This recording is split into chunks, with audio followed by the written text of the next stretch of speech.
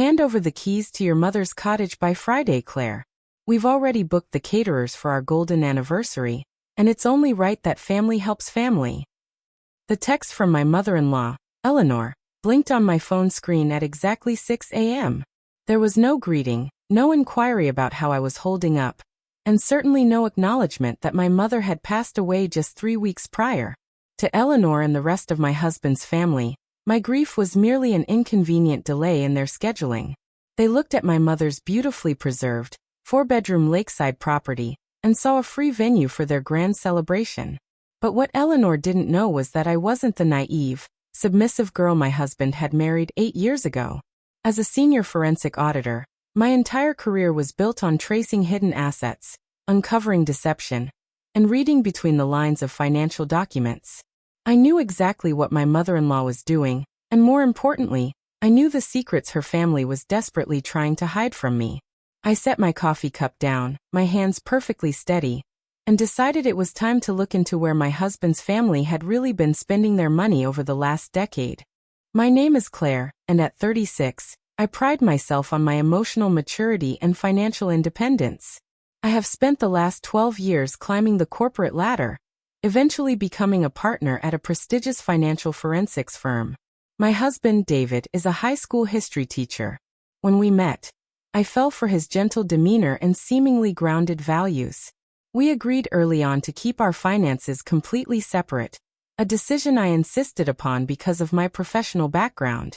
We split our household expenses proportionally based on our income, which meant I covered about 70% of our mortgage and daily bills.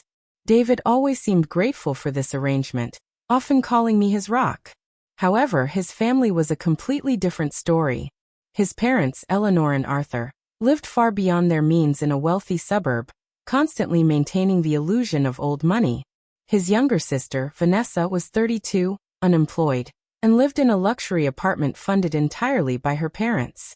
For years, I kept my distance from their superficial lifestyle, choosing to focus on my work and my relationship with my own mother, Evelyn, who was a retired nurse and my absolute best friend.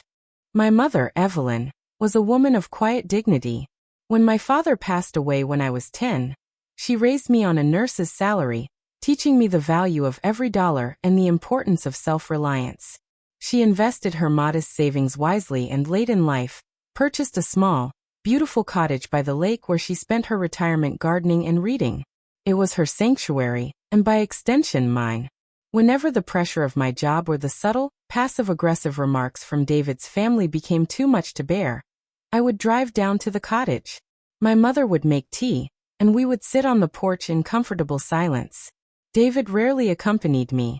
He claimed he found the country boring, but the truth was, his mother openly looked down on my mom. Eleanor once referred to my mother's cottage as a quaint little shack during a Thanksgiving dinner, causing a tense silence at the table. I remember looking at David, expecting him to defend my mother, but he just stared at his plate and told me later that I was being overly sensitive. That was the first time I realized how deep the conditioning in his family ran. 3 weeks ago, my mother passed away unexpectedly in her sleep. The grief was a physical weight in my chest, a profound emptiness that left me numb. David was supportive for the first 3 days, but by the end of the week, his sympathy seemed to expire. He started dropping hints about what would happen to my mother's estate. "It's a lot of responsibility for one person, Claire," he had muttered one evening while I was sorting through her personal belongings. "Maybe we should sell it, or let my parents manage the property. They have a lot of experience with real estate." I had looked at him, shocked by his timing, and told him firmly that the cottage would remain exactly as it was. It was left entirely to me and my mother's will, along with her modest savings. I assumed that would be the end of it. But I had severely underestimated the entitlement of the family I had married into. They didn't see a grieving daughter. They saw an opportunity to upgrade their own lifestyle at zero cost, assuming my grief would make me weak and easily manipulated. The tension escalated dramatically during a mandatory family dinner at Eleanor's house just 2 days after her text message. The moment I walked through the door, the atmosphere felt orchestrated.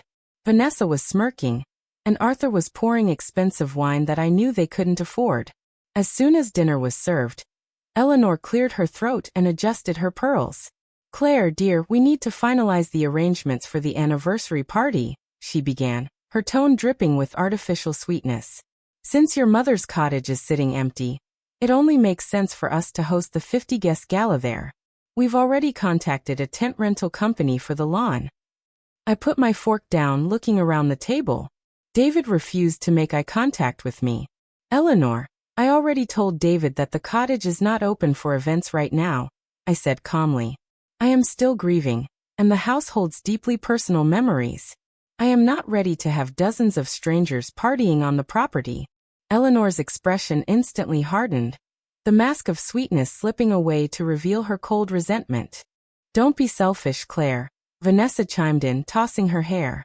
It's just a house, and it's sitting there doing nothing. It's not like your mother is using it anymore. You're part of this family now, and you should want to celebrate Mom and Dad's milestone. The blatant disrespect toward my late mother made my blood run cold. But I kept my composure, refusing to give them the emotional reaction they wanted. My mother passed away less than a month ago, Vanessa, I replied, keeping my voice level and icy. The answer is no. At that moment, Arthur slammed his hand on the table. We are not asking for your permission, Claire. David is our son, and by marriage, half of your assets belong to him.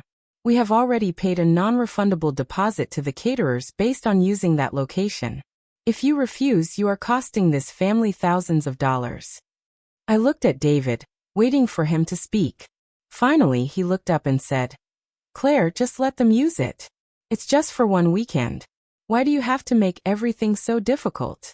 That statement from David changed everything. It wasn't just his lack of support. It was the realization that he had been complicit in this plan all along. He had undoubtedly given them information about the property and encouraged them to press forward despite my wishes. I didn't say another word. I stood up, took my purse, and walked out of the house, ignoring David's calls as he followed me to my car.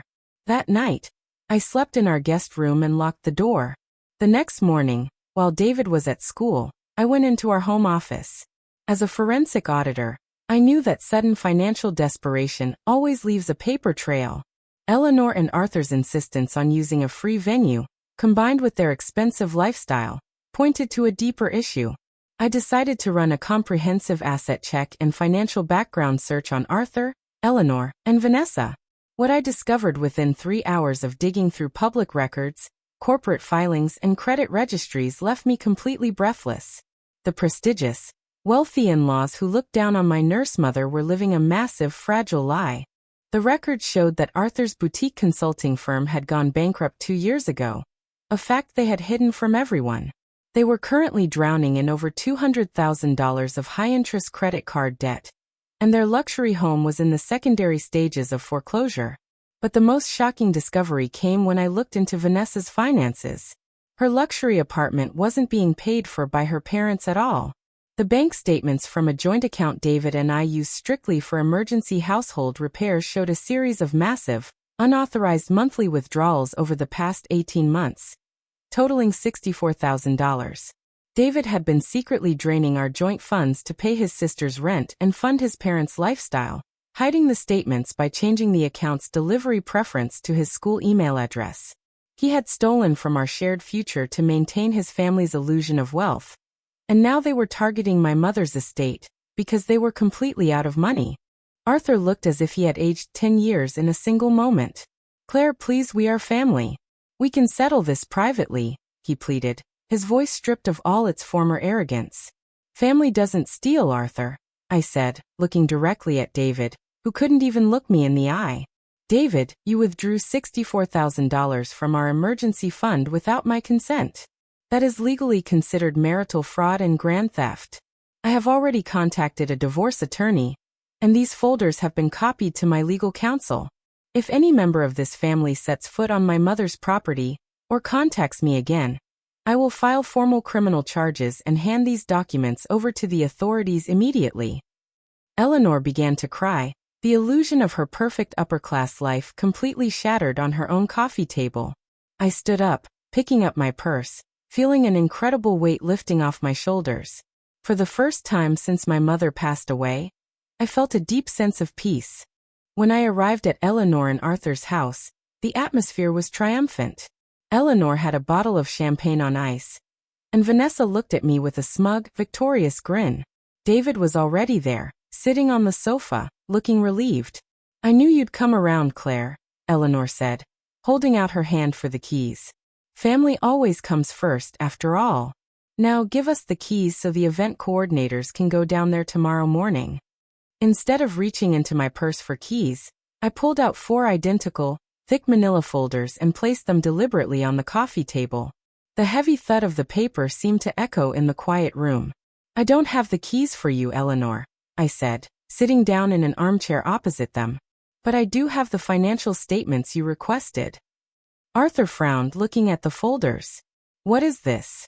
We didn't ask for financial statements, we asked for the cottage." I smiled, a calm, professional smile that I usually reserved for corporate fraudsters. "Open them," I said softly. David was the first to open a folder, and as his eyes scanned the first page, the unauthorized withdrawals from our joint account highlighted in bright yellow. The color drained completely from his face. "Claire, I can explain," he stammered, his voice trembling. "What is that, David?" Eleanor demanded, snatching the papers from his hands. As she looked at the foreclosure notice for her own home and the bankruptcy documents of her husband's firm, her triumphant expression crumbled into absolute horror. Vanessa grabbed her folder, looking at the detailed ledger of how her luxury lifestyle was funded by stolen money from her brother's wife. "This is private information. How did you get this?" Vanessa shrieked, standing up. "I am a senior forensic auditor, Vanessa," I replied, keeping my voice perfectly calm and measured. "Uncovering financial fraud is what I do for a living. You spent the last 2 years looking down on my mother and treating me like an outsider, all while living off my hard work and my husband's theft." I sat at my desk for a long time, staring at the printed financial documents scattered before me. The betrayal cut deep, but it also brought a profound sense of clarity. The grief that had weighed me down for weeks was suddenly replaced by a sharp, cold focus. I spent the rest of the day gathering every piece of evidence: bank statements, foreclosure notices, corporate bankruptcy filings, and the exact text messages Eleanor had sent me. I compiled them into neat, professional folders. I also called a prominent real estate and estate lawyer, ensuring that my mother's property was legally protected with a modern security system and explicit no trespassing orders. By Friday evening, the day Eleanor had demanded the keys, I texted David and told him to meet me at his parents' house for dinner. He replied instantly, assuming I had finally broken under the pressure and was ready to hand over the keys to the cottage. He had no idea that he was walking into the final audit of his family's deception.